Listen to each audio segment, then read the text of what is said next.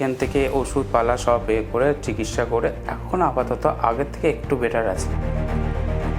যতটা বিশ্বাস করে আমরা এখানে এসেছি আশা করছি উনি ভালো হয়ে যাবেন। ওনাকে আমি আর বাঁচাতে পারতাম না। আমি চাইছি যে এই আয়ুর্বেদিকের ওষুধের দ্বারাই আমি ওটাকে সলভ করতে। লাস্ট স্টেজের দিক থেকে আমি যে ফিরিয়ে নিয়ে আসবো আমি এটা ভাবতে পারিনি। নমস্কার, আমি রেন্টু ঘোল। আমার বাবাকে ক্যান্সারের জন্য এখানেই এসেছি। আমি প্রথম গোড়া থেকে উনি খাওয়া দাওয়া পুরো টোটালি বন্ধ ছিল।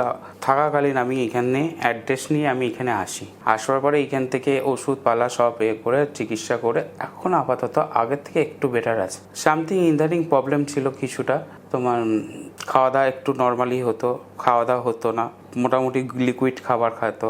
এই কারণের জন্যই আবার খানিক দিন পর কিছুদিন ওষুধ চালানোর পর থেকে এখন আপাতত একটু বেটার আছে আগের থেকে। আজকে আমরা যতটা বিশ্বাস করে আমরা এখানে এসেছি আশা করছি উনি ভালো হয়ে যাবেন। প্রথম যখন আমার বাবার ক্যান্সারটা ধরা পড়ে তখন আমি একটা কলকাতা ডাক্তার দেখাতে গেছিলাম।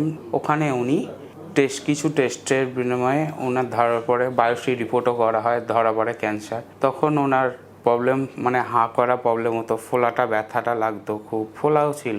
ব্যথা লাগবার পরে উনি টেস্ট করার পরে কিমো নেওয়ার কথা বলে। কিমো দেওয়ার পরে উনি খাওয়া দাওয়া টোটালি ওনার বন্ধ ছিল। বন্ধ থাকাকালীন উনি না পারছে উঠতে, না পারছে বসতে, মানুষের শরীরে একটা বল থাকার কথা সেটাও ছিল না ওনার। তারপর কিছুদিন ধীরে ধীরে কিমোর অ্যাকশন কাটার পরে তখন ওনার আস্তে আস্তে তখন লিকুইড খাবার উনি খেতে শুরু করে। অধিকাংশ বেশি নয়, একটু হয়তো খুব জোর হলে আধ গ্লাসেরও কম। কোনোদিন না খেলো, ভাল লাগছে না, গা গোলাচ্ছে, মাথা ঘুরছে, এটাই চলাকালীন ছিল। এখন আপাতত আগের থেকে একটু বেটার আছে। আর এইখানে ওষুধ খাওয়ানো চলাকালীন ওনার যেটা প্রবলেম মনে হচ্ছে আমার, ওনার ওষুধটাতে এইখানেও কাজ করছে। উনি ওই প্রথম কিমো নেওয়ার পরে উনি আর কিমো নেওয়ার মতো শক্তি ছিল না। যদি আমি নেক্সট বারে কিমো দিতে যেতাম ওনাকে আমি আর বাঁচাতে পারতাম না। আমি চাইছি যে এই আয়ুর্বেদিকের ওষুধের দ্বারাই আমি ওটাকে সলভ করতে।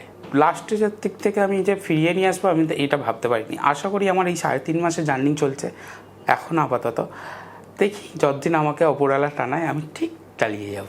খাওয়া দাওয়া উনি এখন নর্মালি এখন যেরকম খায়, অল্প একটু ভাত, অল্প একটু মুড়ি, অল্প একটু রুটি বা একটু ছাতু গোলা, নয় একটা ডিম সেদ্ধ, এইসব চলছে, টুকটাকি খাবারের।